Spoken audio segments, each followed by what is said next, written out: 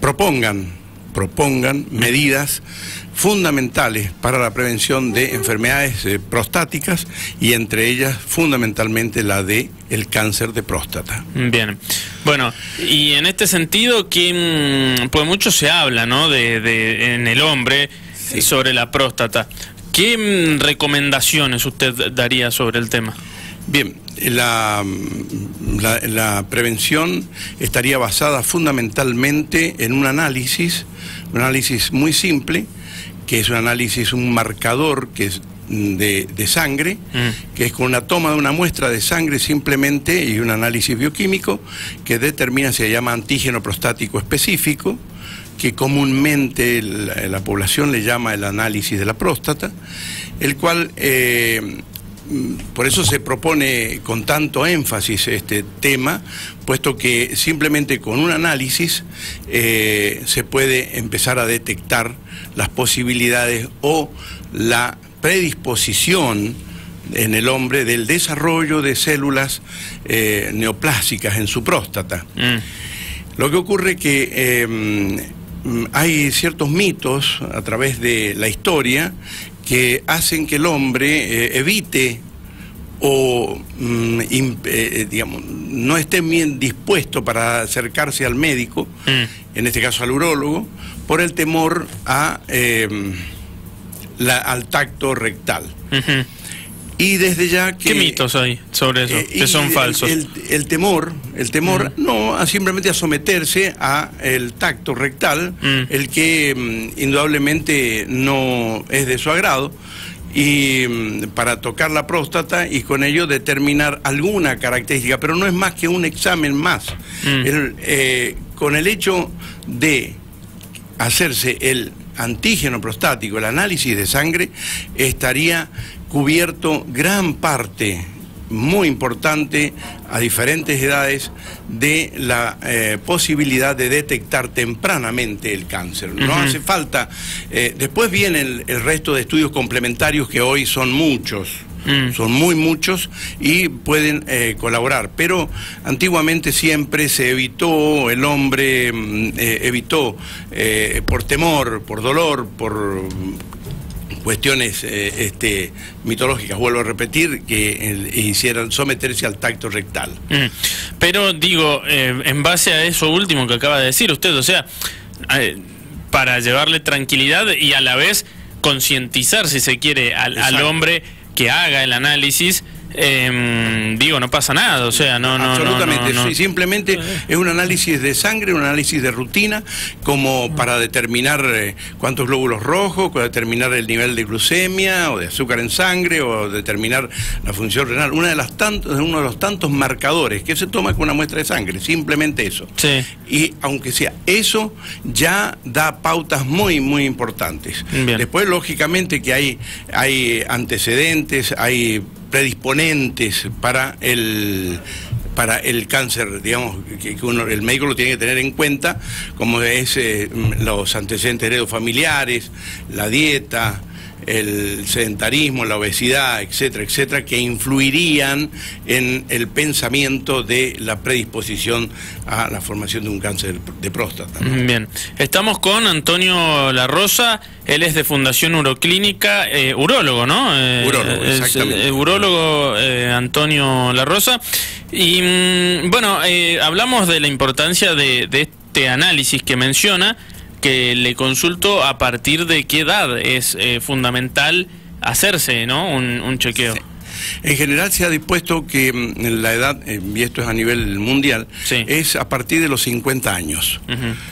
Más allá de algunos factores que, vuelvo a repetir, que predispongan fundamentalmente los heredos familiares, que determinan y aconsejan empezar con los análisis en esos pacientes que han tenido antecedentes de enfermedades neoplásicas en el abuelo, en el papá, los hermanos, empezar a los 40 años. Bien. Pero en general la sugerencia es a partir de los 50 años como rutina.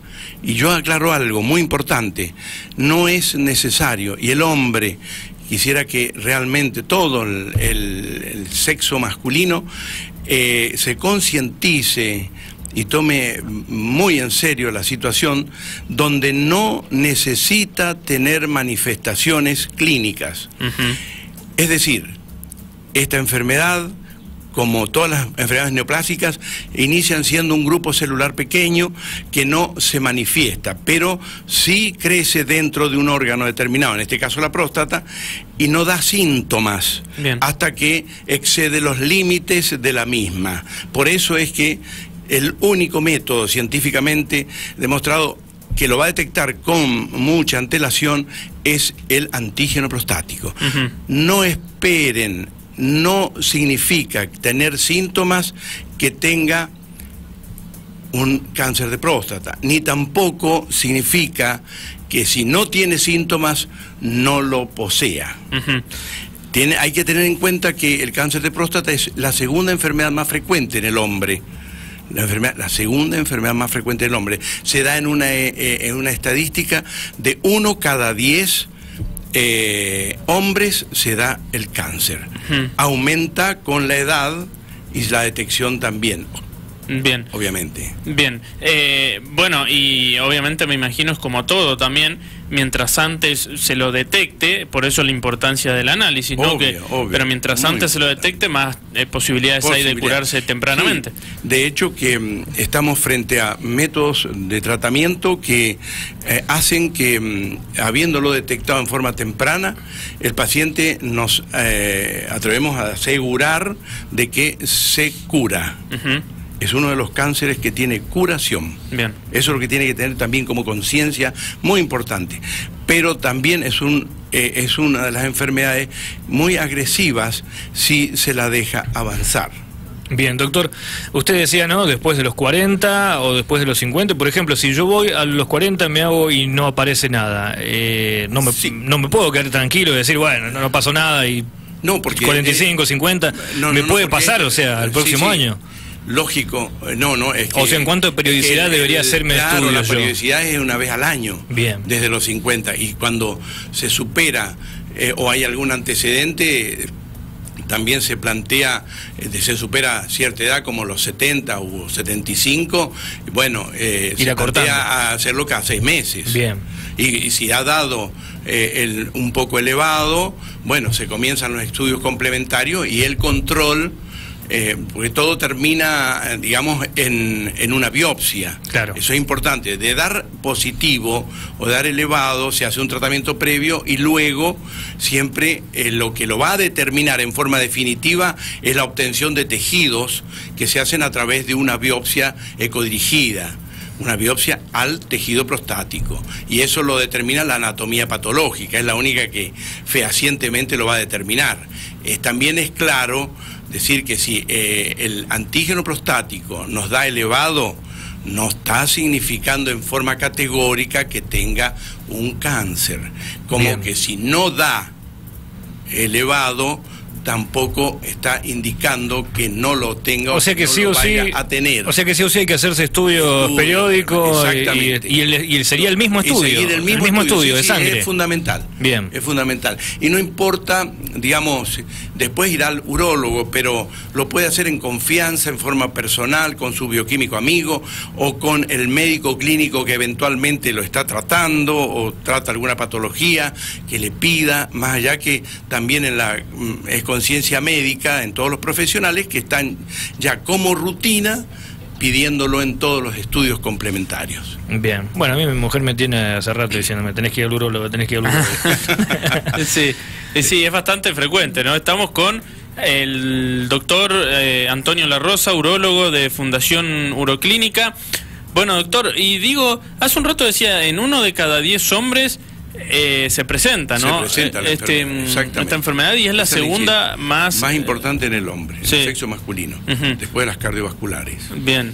Pero es la segunda causa de muerte. Sí, por causa de muerte. Sí, totalmente. Bueno, ¿hay algunos hábitos que puedan incidir en que se manifieste en un cuerpo una enfermedad de este tipo? Sí, hay hábitos, son predisponentes. Sí. Y dentro de los hábitos son los alimentarios. Bien. Primero, ha determinado que las comidas, los alimentos cargados en grasas, producen una predisposición. La obesidad y el sedentarismo. Bien. Sería el otro factor importante. Además de la edad, el factor heredofamiliar y los hábitos alimentarios, ¿no es cierto? Bien. Para contrarrestar eso, obviamente, bueno, caemos en la obviedad de hacer actividad física, tener una buena alimentación. Y no sé, ¿hay algún otro parámetro también a tener en cuenta que sea importante? No, ante la sintomatología, ¿no es cierto? Y en algunos casos que se vayan presentando alguna alteración, más allá de que va a detectar otras patologías de la próstata que son benignas y que conllevan también a afecciones secundarias, como es el adenoma prostático, o sea, el crecimiento, el agrandamiento prostático que forma parte de la vida del hombre, ¿no? Bien. Entonces, los síntomas, alteraciones en el flujo urinario, en la calidad del chorro urinario, la frecuencia, la nocturia, o sea, levantarse por la noche, el cambio que el hombre nota en su forma de orinar con respecto a los 30 años. El levantarse, esa es una pregunta, ¿no? Bastante que se puede presentar. Sí. El levantarse por la noche mucho al baño. Sí. Si te levantás en la noche bastante seguido, puede ser un síntoma En general es un síntoma, sí, de que su próstata está molestando ya, porque es un órgano que se encuentra ubicado a la salida de la vejiga, de la uretra, es decir, la uretra conecta a la vejiga con el exterior, entonces a la salida de la vejiga se ubica este órgano que tiene el tamaño aproximadamente de una castaña. Por eso puede ser motivo de consulta. Exacto, crece y obstruye, colapsa un poquito la uretra de a poco y por la noche el hombre, por una cuestión de congestión de la zona pelviana, comienza a levantarse más veces que lo habitual, porque normalmente orina al acostarse y luego a la mañana cuando despierta, al despertarse. ¿no? Y puede, a ver, le cambio la pregunta, pero es similar. Si en el día a un hombre le da en forma frecuente por ahí ganas de orinar, pero a la noche no, quizás. O sea, a la noche tranquilamente te tira toda la noche, como se dice, pero en el día sí. En general, el primer síntoma que presenta, el síntoma es la noche, y lo acompaña en el día. Bien. Es muy difícil, a menos que tenga otra patología vesical, digamos que es neurológica, donde va a presentar alteraciones diurnas, pero siempre la acompaña en la noche también. Por eso, o sea, en general va a estar la frecuencia que se llama polaquiuria, va a ser en el día y en la noche. Por eso, pero si pasa en el día y no en la noche, digamos, puede ser más normal, si se quiere. Bueno, no es normal, pero puede estar dependiendo de otra situación que se den como presencia de cálculos, infecciones urinarias, etcétera, etcétera, ¿no? Bien, la Fundación Uroclínica, usted lo decía, ¿no? Recién tiene que ver también con la urología, tiene que ver con el riñón, o sea, va también por ese lado. ¿Algo que tenga que ver con los riñones, quizás el mal funcionamiento, también puede afectar a la próstata o ya es otra cosa distinta y también complicada? En general es a la inversa. Bien. Las afecciones prostáticas afectan secundariamente a los riñones por la imposibilidad de evacuar en forma absoluta a la vejiga. Normalmente el ser humano evacúa su vejiga cada vez que tiene deseo de orinar, tiene la información y va al baño y evacúa totalmente. La vejiga se vacía. Es un órgano autónomo, no depende de nuestra voluntad. Entonces, si a través del tiempo no lo detecta, no lo va a detectar si le va quedando orina. Son diferentes signos que van presentándose, como decir, me quedan ganas de seguir orinando, que eso se llama tenesmo vesical. Pero, bien, el hecho de no evacuar totalmente la vejiga, que es un órgano receptor de la orina, es un reservorio, cuando no puede, los riñones que descienden la orina hacia la vejiga, no lo hacen en forma total y se encuentran con un impedimento para hacerlo fácilmente, y esto produce una hipertensión retrógrada de la vía urinaria y afecta secundariamente a los riñones. Por eso le digo que la patología prostática puede afectar a los riñones a la postre, ¿no? Es muy importante. Claro, o sea, una cosa puede traer otra y... Exacto. Lo que sí no está determinado es si una afección renal no me va a aplicar la trastorno prostático. Bien, perfecto. Perfecto. Bueno, doctor, gracias.